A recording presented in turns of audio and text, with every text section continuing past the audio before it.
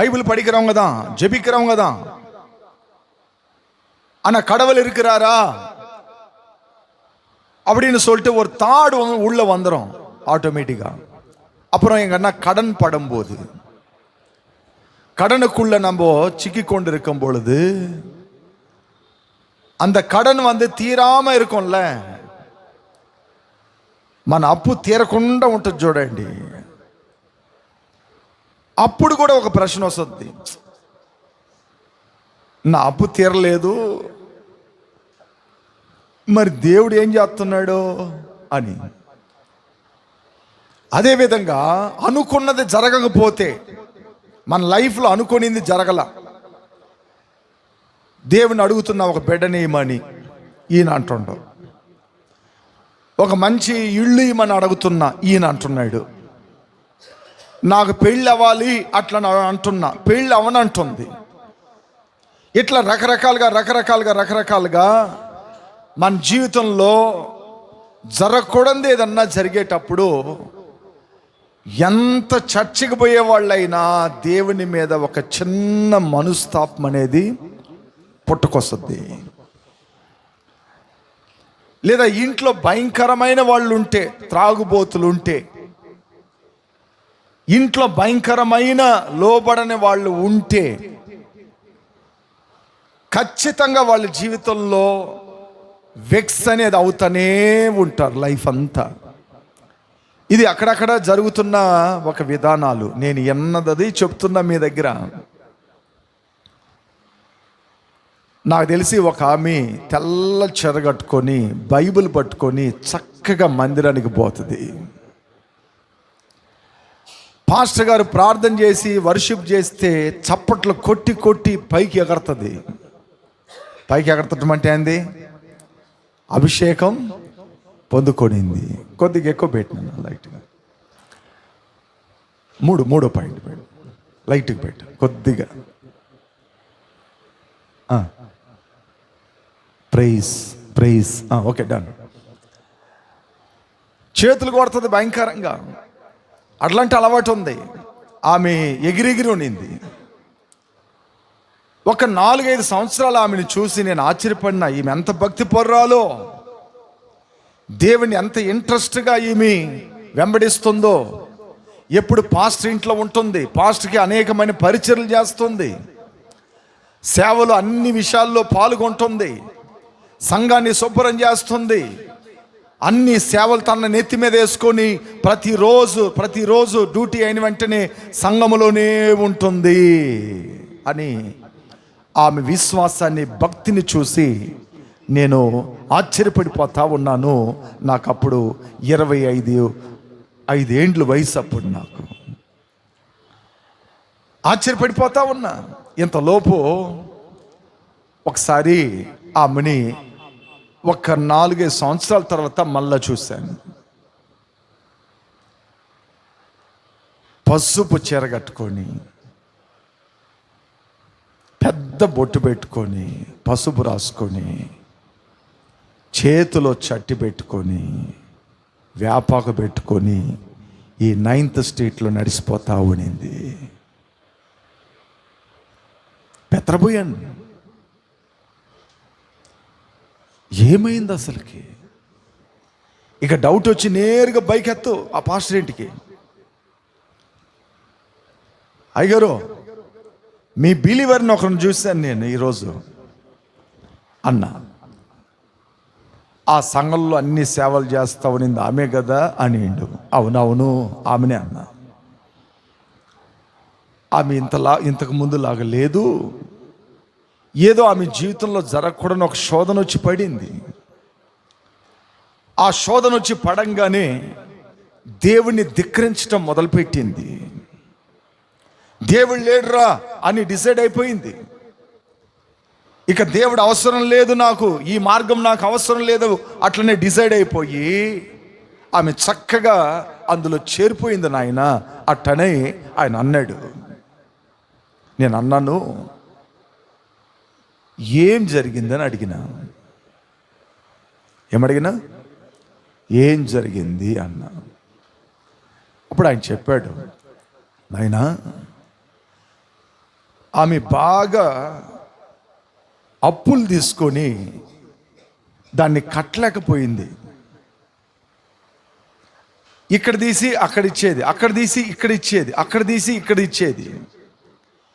ఈ చెడ్డ బుద్ధి ఆమెకు వచ్చేలేకే ఒక్క చేతిలో పోవాల్సిన పనిని 10 చేతులు చేసింది. ఆమె తెలివి తక్కువైంది. 10 చేతులు చేసేలేకే 10 మంది ఒక్కసారిగా పడారు ఆమె దగ్గరికి. ఎట్టు బొసాడకుండా ఉండే సందర్భాల్లో వాళ్ళ బంధువులందరూ కలిసి, ఆయ్ ముందు నువ్వు ఎట్టున్నావు, ముందు ఎలా ఉండింది నీ బతుకు, ఈ మార్గంలోకి వచ్చేలేక కదా ఇదంతా జరిగింది నీకు అట్టని చెప్పి వాళ్ళందరూ కలిసి ఈ సొలొమోను భార్యలందరూ అక్కడ తిప్పారు కదండి, ఆ రకంగా తిప్పేశారయ్యా అన్నాడు. లీజన్ మన దేవుడికి అన్నీ సాధ్యమే కానీ అసాధ్యమైన ఏవి లేవు. హల్లెలూయా, హల్లెలూయా. మన దేవుడు అన్ని చేయగలవాడు, అన్ని చేయగలవాడు, సమర్థుడు, శక్తి కలిగిన వాడు ఆయన. అంత గొప్ప దేవుణ్ణి మనం ఏం చేస్తున్నాం? ఆరాధిస్తున్నాం. ఆమెను చూసి నాకు చాలా బాధేసి ఆయన అన్నాడు, ప్రార్థన చెయ్యి, యేసయ్యే మార్గాన్ని చెయ్యాలి. దేవుని బిడ్డలారా, దేవునికి దూరం అయ్యేటప్పుడు మనం ఎలాంటి జరగకూడని జరిగేటప్పుడే మనం దేవుడు లేడు అనుకుంటాం మనం. కాబట్టి వాక్యంలో ఒక మాట చదువుదాం చూడండి. ఎబ్రియర్ 11వ అధికారం 6వ వచనத்தை వాసింగ. ఎబ్రిల్ రాసిన పత్రిక 11వ అధ్యాయము 6వ వాక్యాన్ని చదవండి. విశ్వాసము లేకుండా దేవునికి ఇష్టలై ఉండుట అసాధ్యము. ఎందుకంటే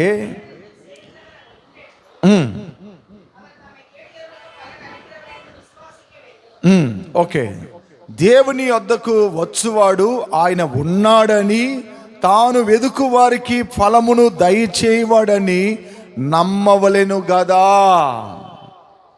దేవుని బిడ్డలారా, నువ్వు దేవుని దగ్గరికి వచ్చేటప్పుడు గట్టిగా నమ్మాల యేసయ్యను, నువ్వు స్థిరంగా నమ్మాలా. ఈ క్విక్ పేస్ట్ అతుక్కుంటే గంగ రాదు కదా, ఆ రకంగా యేసయ్య దగ్గర క్విక్ పేస్ట్ వేసి అతికించుకోవాలి నువ్వు. అయ్యా ఎన్ని శోధనలు వచ్చినా, ఎన్ని శ్రమలు వచ్చినా, నాయన నిన్ను వదిలిపెట్టను నేను అట్టనానాలి నువ్వు. కొందరు ఆ మాట అనరు, అప్పుడప్పుడు పడిపోతుంటారు, లెగస్తూ ఉంటారు, అప్పుడప్పుడు దూరం అవుతూ ఉంటారు, మళ్ళీ వస్తూ ఉంటారు. వీళ్ళ జీవితం అంతా పడిపోవటం లేవటం, పడిపోవటం లేవటం. ఒక ఆయన్ని చూశాను నేను, నువ్వు మా చిన్నాయన దగ్గర బ్యాప్టిస్ట్ని తీసుకుంటువే, ఇది ఎన్నో బ్యాప్టిస్టం అని అడిగిన. ఇది 4 ఏది అనేండు. ఎన్నేది? 4 ఏది అనేండు. ఎందుకు 4 సార్లు తీసినట్టు 4 సార్లు పడిపోయినా నేను పాపంలో, తాగుళ్ళో. అందువల్ల ఆ సంఘం కాదని ఈ సంఘం, ఈ సంఘం కాదని ఆ సంఘం, ఆ సంఘంలో సిగ్గు వచ్చింది నాకు, అందువల్ల ఈ సంఘానికి వచ్చిన. నేను అన్నాను, ఒక చెట్టు ఒక చోట్ల నాటిన తర్వాత దాన్ని మరల ఇంకో చోట్ల నాటినవంటే అది వాడిపోతుంది, పండ్లు కాయదు, సిగురు వేయదు. 4 చోట్ల నాటుకుంటా పోయినవు అనుకో, నువ్వు ఏమాత్రం దేవుడికి ఇష్టంగా ఫలించలేవు. ఒక చోట్ల గుట్టుగా స్థిరపడు, ఆ చోట్ల లోబడు, ఆ చోట్ల నమ్మకంగా ఉండు, అక్కడి నుండి దేవుడు నిన్ను ఫలభరితంగా తీసుకెళ్ళిపోతాడు అన్నా. నువ్వు అన్నదంతా బైబిల్ మాటలేగానే, అయితే ఎట్టబోయేది సిగ్గుగా ఉందే అంటుండు. సిగ్గేమయ్యా సిగ్గు? మా పాస్టర్ ఒక మాట అంటాడు, మా పాస్టర్ పాల్డెనెలా, తినే కడుపు ముందు పెట్టుకొని ఎందుకయ్యా సిగ్గుపడతావా అంటాడు. తినే కడుపు ముందు పెట్టుకొని సిగ్గెందుకయ్యా అంటాడు. అంటే మేము యవనస్తులం కదా, ఆయన అన్నం పెడతాడు ఇంట్లో, వద్దొద్దు పాస్టర్ గారు, వద్దొద్దు వద్దొద్దు వద్దొద్దు వద్దు అంటాం. ఆయనకి బాగా తెలుసు మేము సేవలు అలిసిపోయి పులిసిపోయి అట్టా ఏలాడుతూ వస్తున్నామని. ఆయన వాళ్ళ భార్యని పిలిచి, అమ్మాయి పాపం పిల్లలు కష్టపడి సేవ చేశారు, కొద్దిగా అన్నం పెట్టు. వాళ్ళ ఇంట్లో కూడా ఉండదు పాపం. ఆ తల్లి ఆయన పైనకి కిందకు చూసి ఏదో ఇంట్లో ఉన్నది ఆ కూరగిన్నెలో వేసుకొని ఒక స్పూన్ పెడుతుంది. కూరగిన్నెలో వేస్తుందంటే అర్థం చేసుకోవాలా, ఇంట్లో అన్నము లేదు అని అర్థం. దానికి ఒక స్పూన్ పెడుతుంది. తినండి నాయన అంటద్ది సంతోషంగా. మేము తినేవాళ్ళం. ఆయన అంటాడు, తినే కడుపు ముందు పెట్టుకుని సిగ్గెందుకు నాయన, తిన్నాయన అంటాడు. ద రీజన్, దేవుని బిడ్డలారా, మనం సిగ్గుపడాల్సిన అవసరం లేదు. మన దేవుడు గొప్పోడు, ప్రేమామయుడు, కృపామయుడు, కనికరం గలవాడు. ఆయన మనల్ని ఎప్పుడు ప్రేమిస్తూనే ఉంటాడు, మన మీద దయ చూపిస్తూనే ఉంటాడు, మనల్ని ఎక్కడైనా స్థిరపరుస్తూనే ఉంటాడు, ఎక్కడైనా మనల్ని బలపరుస్తూనే ఉంటాడు. మనందా నమ్మకంగా ఉండాలి. బైబిల్ రాయపడి ఉంది, ఆయన ఉన్నాడని, తనను నమ్మిన వాడికి ఫలమును ఇస్తాడని. మొదటగా నమ్మాలి, ఆయన ఉన్నాడు, ఆయన ఉన్నాడు అని నమ్మాల. దేవుని బిడ్డలారా, మనం అలా గట్టిగా నమ్మితేనే దేవుడు గొప్ప కార్యాలు చేస్తాడు. ఒకసారి మోషే ఓరేపు కొండ మీదకి పోయాడు. సీనాయి కొండ అంటారు దాన్ని. పోతే ఈ నేరుగా వెళ్ళాడు. ఆడేదో నిప్పు మండుతుందని పోయాడు. అంతకుముందు గొర్రెలు మేపుతా కింద ఉన్నాడు. ఒక పిల్లోడిని అడిగారు, రేయ్ పైన ఏదన్నా ఇల్లులు ఉన్నాయరా, కాపురాలు ఎవరన్నా పెట్టున్నారా అన్నాడు. ఆ పిల్లోడు అన్నాడు, నేను చాలా రోజులుగా చూస్తున్నా పైన ఎవరు లేరు, పులీలు సింహాలు తప్పితే.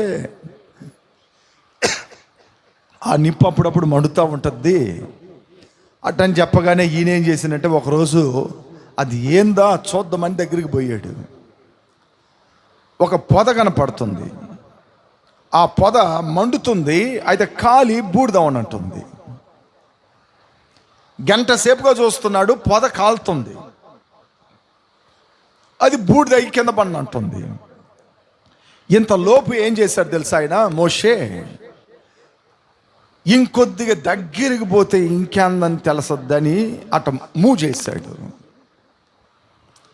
ఒక శబ్దం వినపడింది, మోషే మోషే, నువ్వు నిలబడుకున్న ఈ స్థలం పరిశుద్ధ స్థలం, నీ పాదములో ఉన్న చెప్పులు వదిలిపెట్టి దగ్గరికి రా అన్నాడు. ఇక వెంటనే ఏంట్రా ఈ శబ్దం అని చెప్పి చెప్పులు ఇప్పేశాడు. దగ్గరికి పోయిన తర్వాత మాట్లాడుతున్నాడు దేవుడు. ఆ అగ్ని పొదల్లో నుంచి చక్కగా మాట్లాడుతున్నాడు.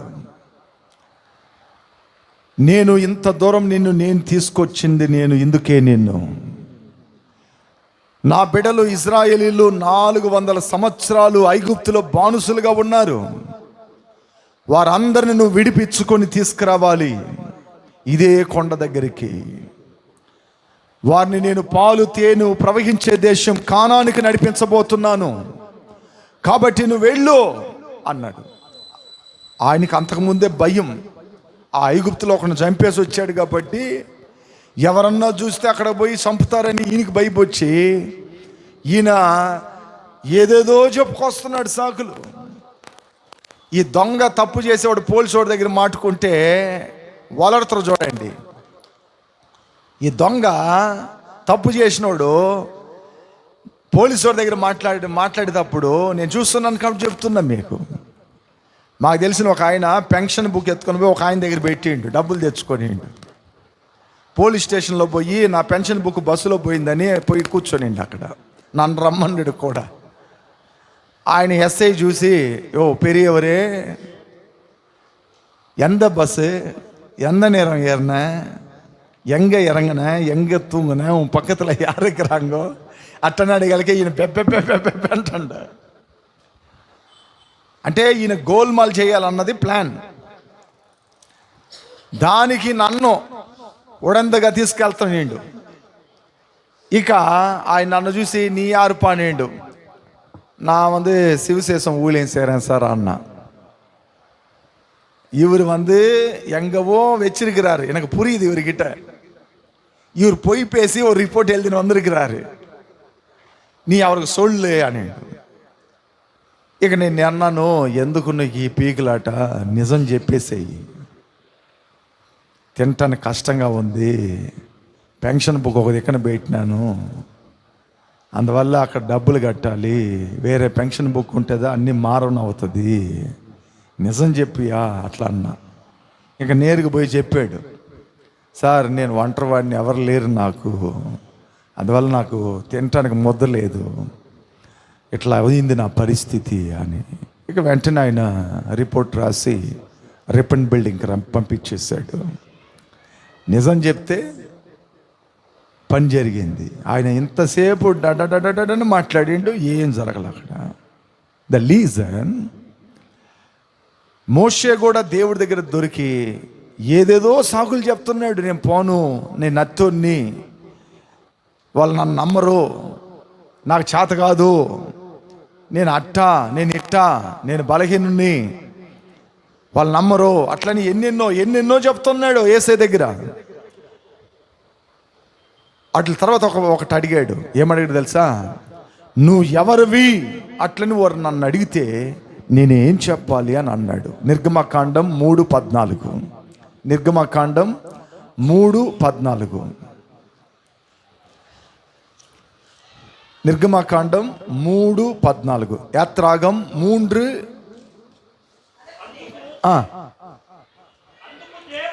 అందుకు దేవుడు,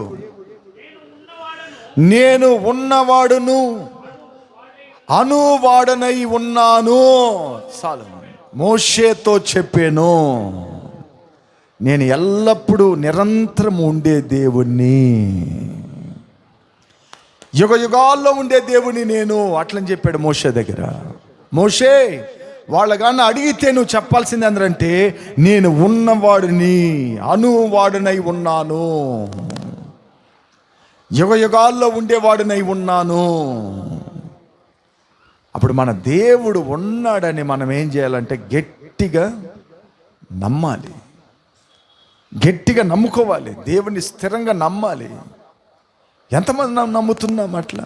నాకు దేవుడు మేలు చేస్తాడురా, ఎలాగనో సహాయం చేస్తాడు, నా పరిస్థితులు మారుస్తాడు, నా బాకీలు తీరుస్తాడు, నా రోగాన్ని సరిచేస్తాడు, నాకు మంచి ఇల్లుని ఇస్తాడు, మంచి కుటుంబాన్ని ఇస్తాడు, నా పిల్లల భవిష్యత్తులు మారుస్తాడు, నా ఇంటి అవసరతలు దర్శిస్తాడు, నాకు కలిగిన యావత్తుని ఆయన చేయగలుగుతాడు అన్న నమ్మకం మన గుండెలకు రావాలి. ఆ నమ్మకం మన గుండెలకు రావాలి. ఎంతమంది అలాగ ఉన్నాం మీరు ఎంతమంది ఉన్నారు? నేను పాస్టమ్మ కాపురానికి పోయేటప్పుడు 64 రూపాయలు, ఎంత మామనిందే, 37 రూపాయలతో కాపురం స్టార్ట్ చేసినాం. 37 రూపీస్. మా ఇద్దరిలో ఒక డిసైడ్, మీ తల్లిగారింటికి నువ్వు పోకూడదు, నా తండ్రి ఇంటికి నేను పోను. వాళ్ళు సేవ చేయటం వల్లనే నీకు ఎంత కష్టం వచ్చింది, పనికి పోతే నువ్వు బాగుంటావు కదా, అట్లనే వాళ్ళు ఆ మాట రానియకూడదు. మనం ఏమైనా మన ఇద్దరి లోపలనే ఉండాలి కనెక్షన్. నువ్వు పనికి పోతే ఈ కష్టాలు తీరుతాయి కదరా అట్లని వాళ్ళు అనకూడదు. మనల్ని సేవని దేవుణ్ణి కించపరచకూడదు. கம்மியா எடை போட்டுக்கூடாது. கடவுளுக்கு எங்க கூட நம்ம தோசனை கொண்டு வந்து வச்சிருக்கூடாது. வாழ்ந்தாங்கடா சத்தாங்கடான்னு தான் ஒரு வார்த்தை இருக்கணுமே தவிர, இந்த மாதிரி கடன் பட்டுட்டாங்கடா, இந்த மாதிரி வாழ்ந்துட்டு எல்லாமே வீணாக்கிட்டாங்க சொல்லிட்டு அந்த வார்த்தை வரக்கூடாது. மற்றவங்களை டிபெண்ட் ஆயிட்டு தானே இவங்க வாழ்க்கை நடக்குது அப்படின்னு சொல்லிட்டு எந்த மனுஷனும் நம்மளை கேட்கக்கூடாது. யாருமே கேட்கக்கூடாது நம்மள. இவங்க இல்லைன்னா ஒன்றும் பண்ண முடியாது, இவங்க தான் சப்போர்ட் அப்படின்னு யாருமே சொல்லக்கூடாது. நம்ம சபையில் நிறைய பேர் அந்த மாதிரி இருந்தாங்க. நான் என்னால் சொல்ல முடியும் కొంచెం. పాస్టర్ గారికి అలా ఎక్క అన్నీ చేస్తుంది అని. ఆ ఎక్క వచ్చేదే లేదు, దేవుడు చేయకుండా ఉండా ఘనంగా జరుగుతున్నాయి. ఇంకా ఆ అన్న అన్నీ చేస్తూ ఉంటాడు. ఆ అన్నదా పాస్టర్కి సపోర్టు. ఆ అన్న కూడా వచ్చేదిలే. అసలు లేకపోతే దేవుడు నడిపించకుండా ఉన్నాడు, ఇంకా బెమ్మను నడిపిస్తున్నాడు. మా ఇంట్లో చిల్లర ఎతికిలాడేది కష్టం ఒక రోజుల్లో మాకు. ఈ రోజుల్లో డబ్బాల లోపల ఇంత చిల్లర ఉంది. అవి ఉంటుంది ఒక 500-600 ఉంటుంది చిల్లరే, కాయిన్స్. మేము ఎప్పుడైనా చిన్న చిన్న ఏదైనా తేవాలంటే దాంట్లోంచి తీసుకొని పోయి ఒక పాల ప్యాకెట్, ఒక ఉప్పు ప్యాకెట్, చిన్న చిన్న ఐటమ్స్ ఉంటాయి కదా, తెచ్చుకునే దానికి ఆ చిల్లరను పెట్టింది. పెద్ద ఐటమ్స్కి అంతా డబ్బులు ఖర్చు పెడతాం. చిన్న చిన్న ఐటమ్స్కి వెళ్ళాలంటే, అంగడికి వెళ్ళాలంటే ఈ డబ్బుని యూజ్ చేస్తాం. ఒక రోజుల్లో పాస్టమ్మ గారు ₹6 ₹7 మావు, ₹1 కనపడదు. ₹7 మావు, దాంట్లో ₹1 ₹2 కనపడదు. ఇంట్లో ఎతికిలాడుతూ ఉంటుంది. కార్డ్బోర్డ్ ఇంట్లో ఉన్నాం మేము అప్పుడు. ఇళ్ళంతా ఎతికిలాడుతుంది పాపం. మా నాయన దగ్గర పోతే ఇస్తాడు, వాళ్ళ ఇంట్లో పోతే ఇస్తారు. అది కాదు మనం జీవించే బతుకు. వైరాగ్యంగా బతకాలి. இப்படி வாழ்றது வாழ்க்கை கிடையாது. உண்மையாக வாழ்கிறது தான் வாழ்க்கை. சார்ந்து வாழலாம்னா எப்படி என்ன வாழ்ந்துடலாங்க. எல்லாரும் சோப்பு வச்சுன்னு ஐஸு போட்டுக்கின்னு எப்படி என்ன வாழ்ந்துடலாம். ஆனால் நம்ம காலில் நின்று சாதிக்கிறது தான் ரொம்ப பெருசு. நம்ம டிபெண்ட் யாரும் டிபெண்ட் பண்ணக்கூடாது. நான் உழைக்கிறேன், நான் சம்பாதிக்கிறேன், நான் சொந்தமாக எல்லாமே செய்கிறேன் அப்படின்னு அந்த தாடு வரணும்.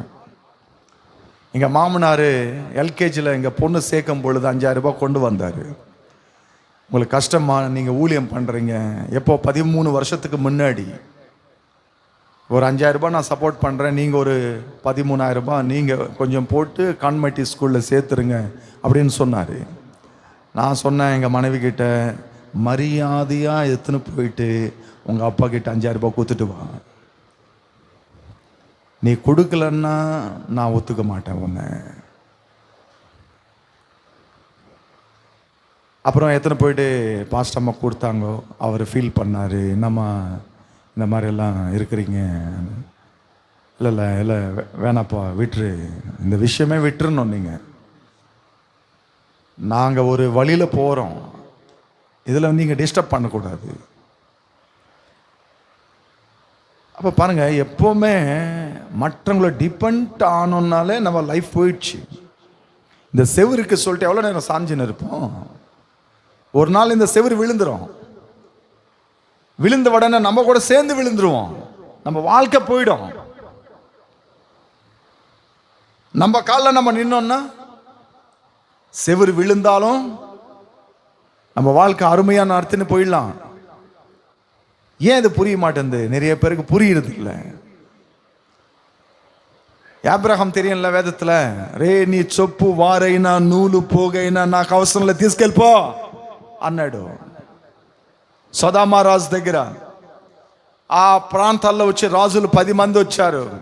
అబ్రహామా, మా మనుషులను మా ఆస్తులన్నీ నువ్వు కొల్లగొట్టుకొని వచ్చేసావు, కాబట్టి కావాలంటే మా మనుషుల్ని ఇచ్చేయి, డబ్బులు కావాలంటే నువ్వు తీసుకొని పోనీ అంటారు. అబ్రహాం అన్నాడు, ఆకాశాన్ని భూమిని సృజించిన నా దేవుడు నన్ను గొప్పగా పెట్టుకొని ఉన్నాడు, కాబట్టి నీ చొప్పు వారైనా నూలు పోగైనా నాకు అవసరం లేదో, తీసుకెళ్ళిపో అన్నాడు. నయోమాన్ వచ్చాడు, కొష్టు జబ్బు కలిగిన నయోమాన్ ఏలియా దగ్గరికి వచ్చాడు. దైవజనుడు ఏలియా కదా, ఓకే ఓకే ఓకే వచ్చాడు. దైవసేవుడి దగ్గరికి వచ్చాడు. వచ్చిన తర్వాత దైవజనుడు ప్రవక్త మూటలు తెచ్చాడు. పాపం కమాండర్ కదా, కమాండర్, దేశం కమాండర్ అంటే చిన్న మాట అండి. సీఎం వణకుతాడు, సీఎం ప్రథమర్ వణకుతాడు, అక్కడక్కడ మందిర్లంతా వణకుతారు కమాండర్. ఎందుకంటే వాళ్ళు లేకపోతే మనం లేవురా, అంత భయం. అన్ని మూటలు తెచ్చి సేవకుడి దగ్గర ఇచ్చి నాకు ప్రార్థన చేసి బాగు చేయి అన్నాడు. సేవకుడు అన్నాడు, ఎన్ని తీసుకెళ్ళిపోవాలా, నువ్వు యోర్దాను నదిలో 7 మార్లు మునుగు చాలు అన్నాడు. ఎన్ని మార్లు? 7 టైం మునుగో, నీ డబ్బులు నాకు అవసరం లే. డబ్బులు తీసుకొని స్వస్థత ఇచ్చిండని నువ్వు అనకూడదు ఆ మాట. తీసుకెళ్ళిపో అన్నాడు.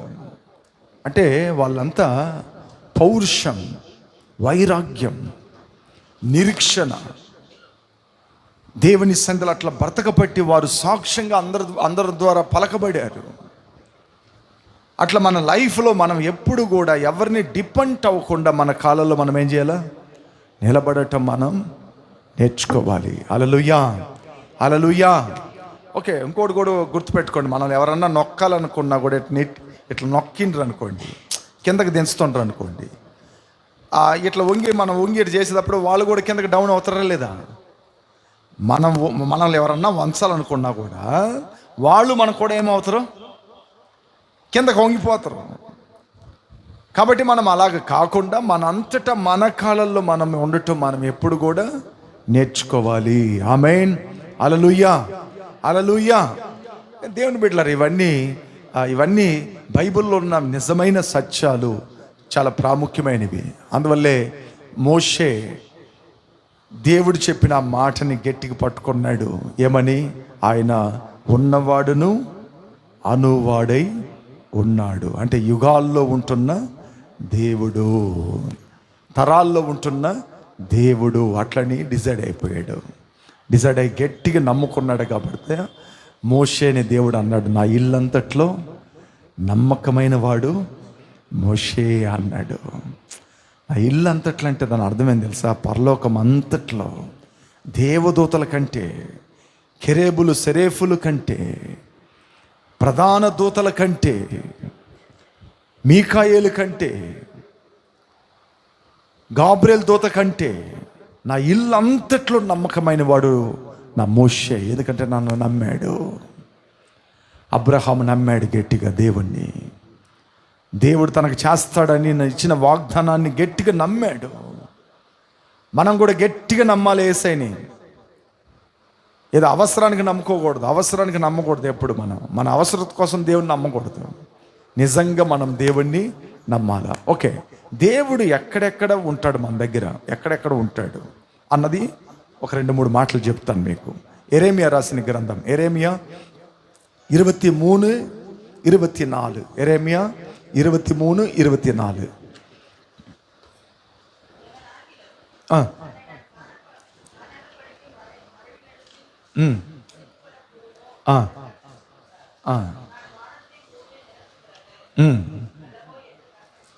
ఓకే, తెలుగులో ఒక చదవండి.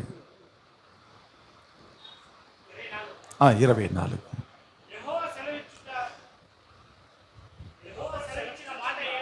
యెహోవా సెలవిచ్చుచున్న మాట ఏదనగా, నాకు కనబడకుండా రహస్య స్థలములలో దాగగల్లవాడు ఎవడో. ఏంటయ్యా నువ్వు వాడు చదివితే నేను తప్పు చేస్తాను ఆయన. ఓకే, నేను వస్తాను ఒక సెకండ్. 22. యెహోవా సెలవిచ్చిన మాట ఏదనగా, నాకు కనబడకుండా రహస్య స్థలాల్లో గలడా, నేను భూమి ఆకాశములను అంతటా ఉన్నవాడును కానా. అంటే దేవునికి మరుగ్గా మనం ఎక్కడ కూడా ఉండలేమంట. అంటే అక్కడ కూడా ఎవరున్నారు? దేవుడు ఉన్నాడు. దేవునికి మరుగ్గా మనం ఎక్కడికి పోయినా దాంకోలేం, కష్టం అది. అప్పుడు మన దేవుడు ఆకాశం అందు ఉన్నాడంట, భూమి అందు కూడా ఉన్నాడంట. అంటే 2 ప్లేసుల్లో ఉన్నాడు ఆయన. పైన ఉన్నాడు, కింద ఉన్నాడు. అంటే భూమి ఆకాశం అంతట్లో ఆయన ఉన్నాడు అని వాక్యంలో రాయపడి ఉంది. మీకు అందరికి యోనా తెలుసు కదా. యోనా ఎవరు కనపడకుండా ఉండాలి, నేను ఎక్కడ పోయి దాముకొనిండు మిమ్మల్ని అడుగుతున్నా. ఎక్కడ? పడవ అడుగు భాగానికి వెళ్ళిపోయి ఎవరి కళ్ళల్లో పడకూడదురా నేనని రహస్యంగా దాంకొని ఉన్నాడు. క్యాప్టెన్ వచ్చాడు, ఎక్కడన్నా హోల్స్ పడిందా, ఈ యొక్క స్టీమర్కి ఎక్కడన్నా హోల్స్ పడి లోపలికి నీళ్ళు వచ్చి ఉండయా, ఏంటంటే కంట్రోల్లో పెట్టలేకపోతున్నాం అని చెక్ చేసేదానికి వస్తే పండుకొని నిద్రపోతా ఉన్నాడు. ఓయ్ అన్నాడు. పైన అందరూ సస్తుంటే, ఏంట్రా నువ్వు నిద్రపోతున్నావు అని లేపాడు. లీజన్ ఎంత రహస్యంగా దాముకున్నా కూడా దేవుడి కళ్ళల్లో మనం పడకుండా ఉండలేము. అప్పుడు దేవుడు ఆకాశాన్ని భూమిని అంతట్లో ఆయన ఉంటున్న దేవుడే ఉన్నాడు. ఆమేన్, హల్లెలూయా. ఓకే, కీర్తన రాసిన గ్రంథం 139 39:8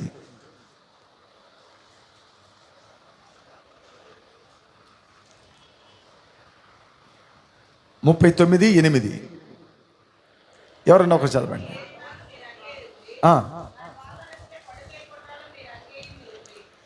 తెలుగులో ఒకరు. నేను ఆకాశమునకు ఎక్కినను నీవు అక్కడను ఉన్నావు, నేను పాతాళమునకు పండుకొనినను నీవు అక్కడను ఉన్నావు. నువ్వు ఎక్కడికి పోయినా దేవుడు అక్కడ ఉన్నాడు. ఓకే, చిన్నవి చెప్తా, టక్కన అర్థం చేసుకోండి. యోనా ఎక్కడ ప్రార్థన చేశాడు? యోనా తిమ్మింగిల్ కడుపులో, దాని లోపల సముద్రం అడుగు భాగంలో ఉంది. అక్కడ మీరు కానీ యోనా పత్రిక చదివేటప్పుడు ఏముంటాయి రాయకూడదంటే, పర్వతాలు నన్ను చుట్టుముట్టి ఉండేను. పర్వతాలు ఏడ ఉంటాయండి? సముద్రంలో అడుగు భాగంలో ఉంటాయి. అయ్యి పాతాళములో అడుగు భాగంలో ఉంటాయి. సముద్రం నాసి నాకు అంటేను, నాసి అంటేనంటే దాని అర్థమైంది తెలుసా? కింద తర నాకు తగిలింది. సముద్రం నాసి నాకు అంటేను కిందకు పోయిందండి ఆ తిమ్మింగలం. దాని లోపల ప్రార్థన చేసిన యోనా ప్రార్థన దేవుడు ఖచ్చితంగా విన్నాడు. హల్లెలూయా, హల్లెలూయా. ఓకే, దానియేలుని తీసుకెళ్ళి ఎక్కడ వేశారు? పెద్ద గుహ అది పాతాళం కలిగిన గుహ. మీరు ఎప్పుడు గుర్తుపెట్టుకోండి, 50 సెంటీమీటర్లో ఉంటున్న గోడ అయితే సింహం బయటకు వచ్చేస్తుంది. అక్కడ మీరు గమనించాలా, దారాలు పెట్టిదా మనుషుల్ని పైనుంచి తీసుకొస్తారంట. ఆహారం వేయాలన్నా దారాలు కట్టిదా లోపల వేస్తారంట. అప్పుడు దానియేలు ఆ సింహ గుహ లోపల, గుహ అంటేనే మనం చెప్పనవద్దు అది ఎంత లోతు ఉంటుందని చెప్పనవద్దు మన గుహ. ఆ సింహ గుహలో నుంచి దానియేలు ప్రార్థన చేసినా కూడా దానియేలు ప్రార్థన దేవుడు విన్నాడు. అంటే కింద భాగం అడుగు పాతాళంలో ఉన్నా కూడా నీ ప్రార్థన దేవుడు ఖచ్చితంగా వింటాడు, అక్కడ ఉన్నాడు. ఆమేన్, హల్లెలూయా. ఓకే, కొందరు అంటారు దేవుడు ఉంటే చూపించండి, దేవుడు ఉంటే చూపించండి అని. అలాంటి వాళ్ళకి ఒకటి చేయండి, చంపక పెట్టి చెలీనని జరవండి. ఏం పాస్టర్ గారు గొడవలు వస్తాయని అనండి. వాళ్ళ తర్వాత వాళ్ళు నొప్పి అంటారు కదా, చూపించని అడుగు. நெப்பி சூப்பின்னு అవుతుందా? உள்ள அந்த ஃபீல் தெரியுமே தவிர காட்ட முடியாது. அத்தை காற்றை யாருன்னா காட்ட முடியுமா? காற்று இருக்கு, அவ்வளவுதான். காத்தெல்லாம் காமிக்க முடியாது. ஆனா நம்பணும், நம் தேவன் இருக்கிறார். அவர் எங்க இருந்தாலும் நம்ம குரல் கேட்பார், நம்ம ஜெபங்கள் கேட்பார். எந்த சூழ்நிலையில் இருந்தாலும் எங்க இருந்தாலும் நம்ம ஜெபங்களை கண்டிப்பாக கர்த்தர் கேட்பார் என்றது நம்ம அறிந்து கொள்ளணும். அதனால்தான் வேதத்தில் போட்டிருக்கு, நீங்க பாதாளத்தில் இருந்தாலும் அவர் அங்க இருக்கிறార్. హల్లెలూయా, హల్లెలూయా. దేవుని బిడ్డలారా, మీకు ఒక మాట చెప్తా. ఒకసారి నేను బావిలో పడిపోయినాను. ఈత కొడతా ఉండి వాళ్ళు, నాకు తెలియదు, వాళ్ళు పిల్లలు, ఒరే మీరు చెరువులో పోయి స్నానం చేయాలి సార్, అందరికీ 20 మందికి నీళ్లు పెట్టనవద్దు మా ఇంట్లో ముందు అన్నారు గ్రామంలో. ఇక అందరం మేము పోయేసి, అదేదో ఒక గుట్టలాగా ఉండిందండి, అక్కడ పోయి స్నానం చేస్తూ ఉంటాం అందరం వెళ్ళి, బట్టలు తీసుకెళ్ళి. ఎందుకంటే సాయంత్రం మీటింగ్కి రెడీ అవ్వాలా. ఆ పక్కన వాగు దగ్గర పక్కనే బావి ఉందంట, అది నాకు తెలియదు. నాకు తెలియకుండా నేను లోపల కాలు పెట్టి పడేసిన, లోపలికి పోతా ఉంది. ఇంత లోపల ఒక పిల్లోడు, ఆ ఊరు పిల్లోడు ఏం చేసినంటే నన్ను లబకన లోపలికి దిగి, నాకేత తెలియదు, స్విమ్మింగ్ తెలియదు నాకు. ఇక నేను వెంటనే నన్ను బయటికి తీసేయండు. అన్న మీరు కొద్దిగా డస్ట్ మిస్, లేకపోతే లోపలికి వెళ్ళిపోయి ఉంటారు, మీ సబ్జెక్ట్ క్లోజ్ అన్నారు. నేను అప్పుడు లోపలికి దిగేటప్పుడు ఏసయ్యా ఏసయ్యా అన్నా. ఇక ఏసయ్యా నన్ను ఏం చేశాడు? మేలు చేశాడు. ఆమేన్.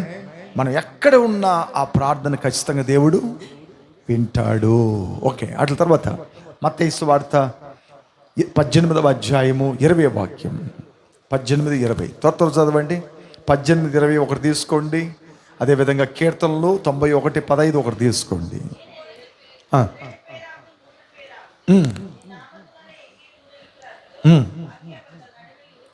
ఇరుక్కరే నిన్రార్, నా నామములో ఎక్కడ 2-3 కూడి ఉంటారో వాళ్ళ మధ్యలో నేను ఉంటాను. ఎవరన్నా మీ ఇంట్లో మీరు 3 కూడుకొని ప్రార్థన చేస్తే దేవుడు అక్కడ ఉంటాడు.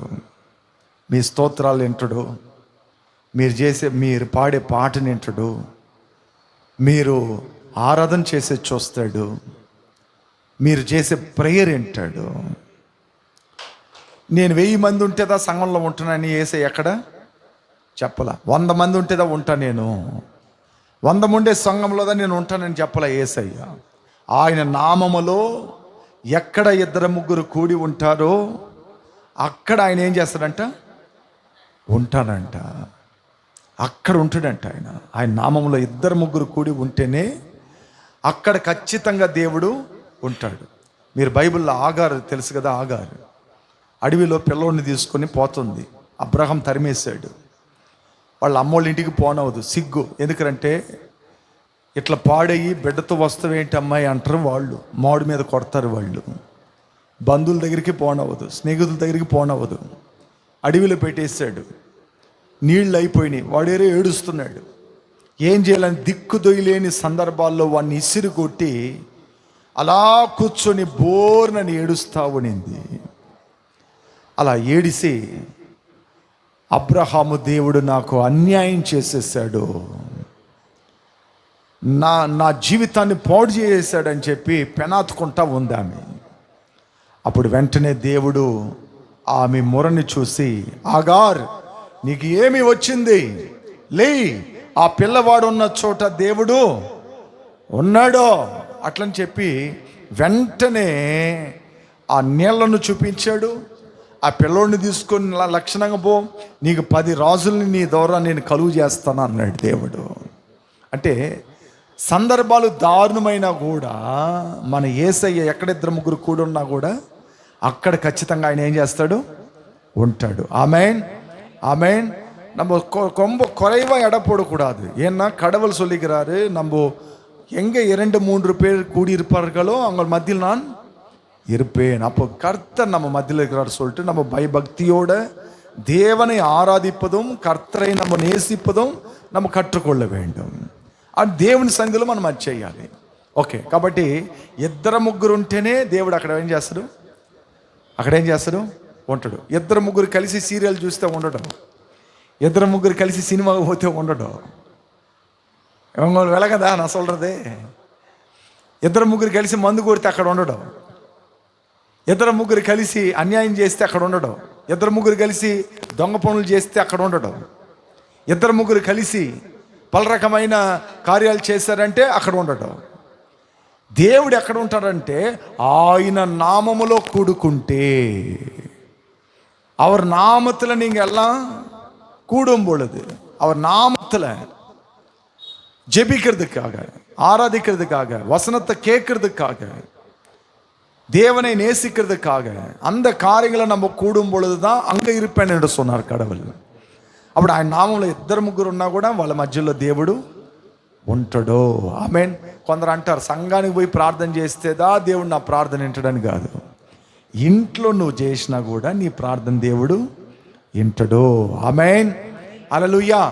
దానికని పాస్టర్ గారు చెప్పిండు సంఘానికి వద్దులు అనుకుంటారేమో. పాస్టర్ చెప్పేసాడు రా ఇంకా సంఘం వద్దులేరా మనకి అని అనుకుంటారేమో. ఈ మధ్యలో ఒక ఆయన అన్నాడు వాట్సాప్లో పత్రిక పంపిస్తాను అన్నాడు. నేను కూడా గిఫ్ట్ వాట్సాప్లో పంపించానని అడిగిన.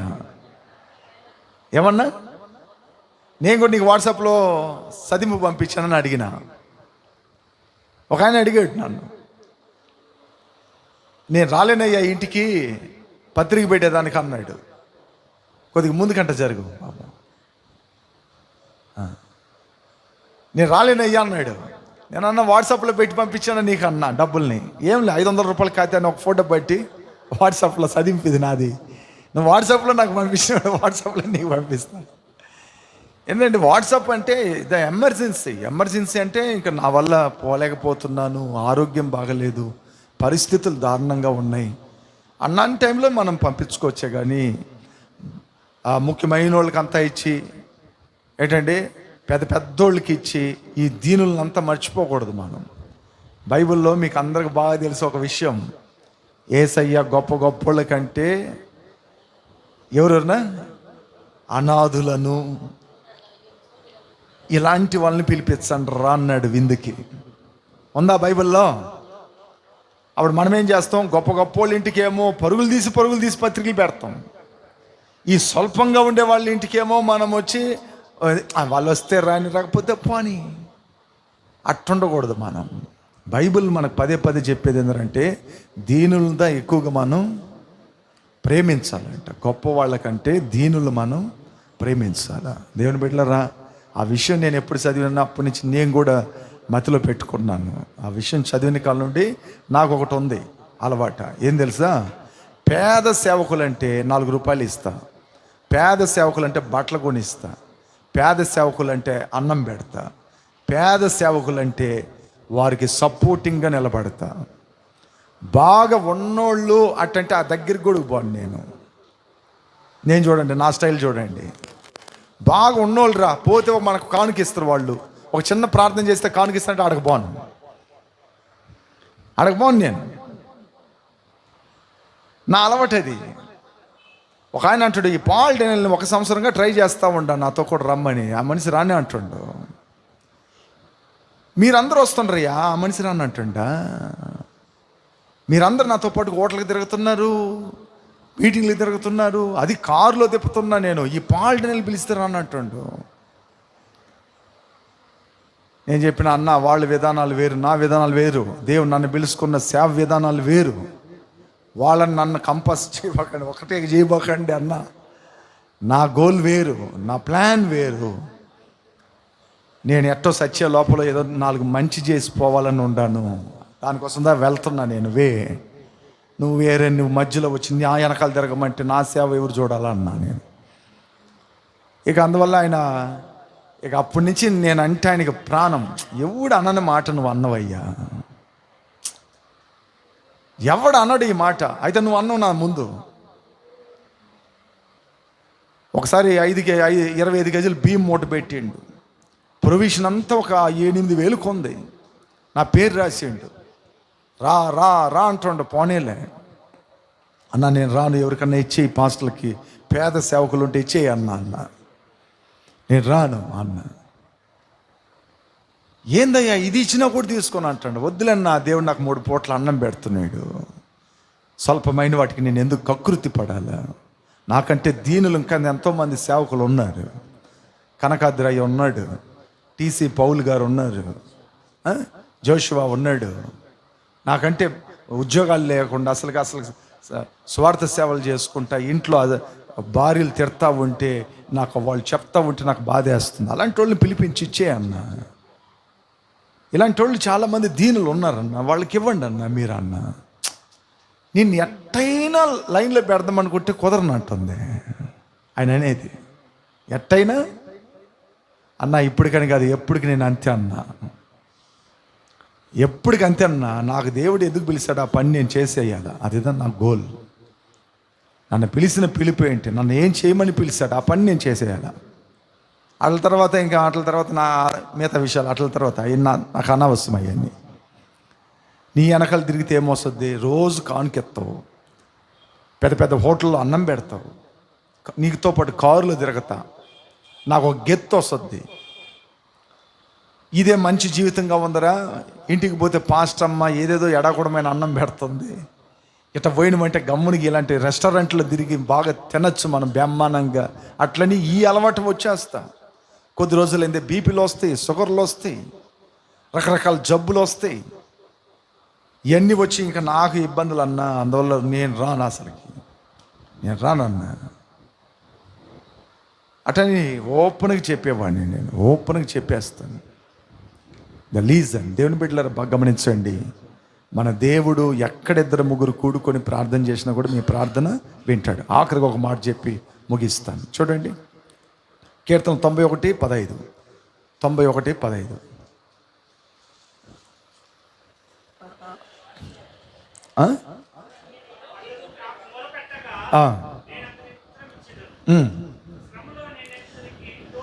శ్రమల్లో నేను అతనికి తోడై ఉండేదను. చాలు చాలు. దేవుడు మనకి ఏదన్నా శ్రమ వచ్చిందంటే అందరూ మనం వదిలిపెట్టి పోతారు.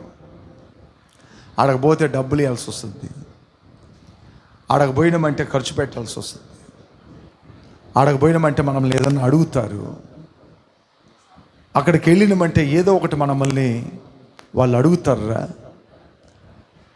అందువల్ల మనం అక్కడ పోకూడదు. అట్లని మనల్ని తెలిసిన వాళ్ళు అందరూ వదిలిపెట్టి పోతారండి దేవుని బిడ్డలారా. అయితే వాక్యం చెప్తుంది, నేను శ్రమల్లో కూడా నేను నీ కష్టాల్లో కూడా నేను ఆడుంటాను. అందరూ నిన్ను వదిలిపెట్టి పోతారేమో, నేను నీ దగ్గరే ఉంటాను. నువ్వు మరణ పడకలో ఉన్నా, వ్యాధితో పండుకొని ఉన్నా, లేదా కన్నీళ్ళు మధ్యలో నువ్వు మునిగిపోతా ఉన్నా, తట్టుకోలేని బాధల్లో నువ్వు ఉన్నా, నేను ఉంటాను నీకు అండగా. నేను కూడా ఉంటాను, నీకు తోడై ఉంటాను. ఎంత గొప్ప దేవుడు ఇంకెవరున్నారండి. మన కష్టాల్లో కూడా మనతో కూడా ఉండే దేవుడు. ఆయన్ని మనం గట్టిగా నమ్మాలి. నీ శ్రమల్లో, నీకు వచ్చే శ్రమల్లో కూడా నేనేమై ఉంటాను, తోడుగా ఉంటాను అంటున్నాడు. నీకు వచ్చే శ్రమలు వస్తాయి. మనుషుల ద్వారా, సాతాను ద్వారా, రకరకాలైన వాళ్ళ ద్వారా మనకి శ్రమలనే వస్తూ ఉంటాయి. అన్నిట్లో కూడా నేను నీతో కూడానే ఉంటానని యేసయ్య మనతో మాట్లాడుతున్నాడు. ఆమేన్, హల్లెలూయా. అప్పుడు దేవుడు అన్ని విధాలుగా మనతో కూడా ఉంటానని వాక్యం ద్వారా మనకి సెలవిస్తున్నాడు. అందరం మనం పైకి లేచి పడుకొని ప్రార్థన చేద్దాం. అందరం పైకి లేచి పడుకొని ప్రార్థన చేద్దాం. అందరు దేవుని సన్నిధిలో ప్రార్థన చేయండి. అందరూ ప్రార్థన చేయండి. అందరూ ప్రార్థన చేయండి. ప్రభువా, నేను స్థిరంగా నమ్మాలయ్యా. నేను నాకు అవిశ్వాసం రానిబాక, అపనమ్మకం రానిబాక. అప్పుడప్పుడు నేను పడిపోతున్నాను, అప్పుడప్పుడు నా మతి మారుతుంది, అప్పుడప్పుడు నేను నీకు దూరం అవుతున్నాను. అలా ఉండకూడదు నాయనా. నా జీవితంలో స్థిరపరచు అయ్యా, స్థిరపరచు నాయనా. నేను గట్టిగా నమ్మాలి. ఆయన ఉన్నాడని, ఆయన ఫలమును దయచేయవడని నువ్వు నమ్మవలెను.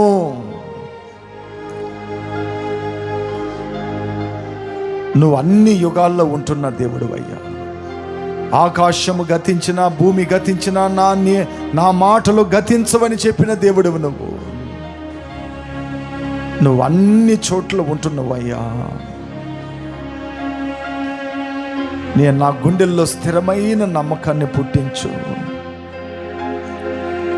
నా శ్రమల్లో నాకు తోడుగా ఉంటావని రాయపడి ఉంది వాక్యం. నా కష్టాల్లో నాకు తెలిసిన వాళ్ళందరూ వెళ్ళిపోతారయ్యా, అయితే నువ్వు మాత్రం నాతో ఉండే దేవుడు అని చెప్తున్నావు. నా కొరకు ప్రాణాన్ని ఇచ్చిన దేవుడు అయ్యా. నువ్వు రక్తం కార్చిన దేవుడివి. నా కొరకు సిలువలో బలియాగమయ్యావయ్యా. నువ్వు ఎంత గొప్ప దేవుడు నాయన. నాకు అవిశ్వాసం రానిబాక, అపనమ్మకం రానిబాక. అప్పుడప్పుడు నేను జారి పడిపోకూడదు, ఆత్మీయతల నుంచి జిగజారిపోకూడదు, ఈ లోకంలో నేను పడిపోకూడదు అయ్యా. నిన్ను గట్టిగా నమ్ముకోవాలి, గట్టిగా నమ్మాలి. నేను మోషే, నీ దేవుడైన నేను ఉన్నవాడును, అనువాడునై ఉన్నానని చెప్పావు. ఆయన ఉండే దేవుడు, ఎల్లప్పుడూ మనతో కూడా ఉండే దేవుడు.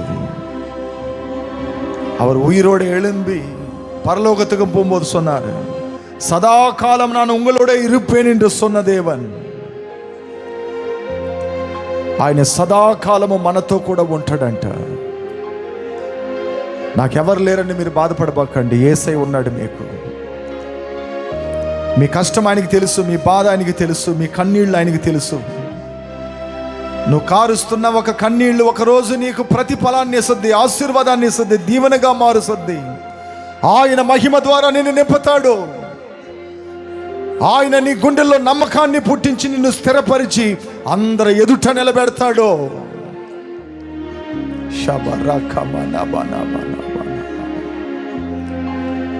గట్టిగా నమ్ముకో. అయ్యా, మనుషులు నమ్ముతున్నాను, స్నేహితులు నమ్ముతున్నాను, బంధువులు నమ్ముతున్నాను. అయ్యా, ఏదో ఒక రోజున వాళ్ళు నన్ను వదిలిపెడతారు, అయితే నువ్వు మాత్రం విడవని దేవుడివి, నువ్వు మాత్రం మర్చిపోని దేవుడు. అయ్యా, అపాయంలో ఉన్నా కూడా నువ్వు అక్కడ ఉంటావు. నేను సమస్యల్లో ఉన్నా నువ్వు అక్కడ ఉంటావు. అయ్యా, నేను వ్యాధి పడకలో ఉన్నా నువ్వు అక్కడ ఉంటావు.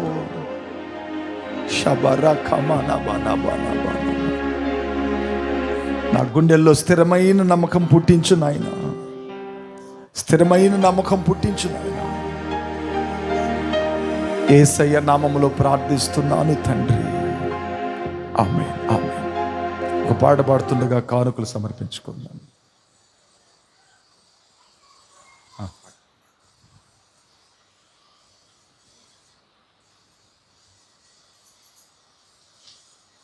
ఉన్నావులే, అసలు ఉన్నావులే అని. దానికి ట్రాక్ లేదు మా, ఏది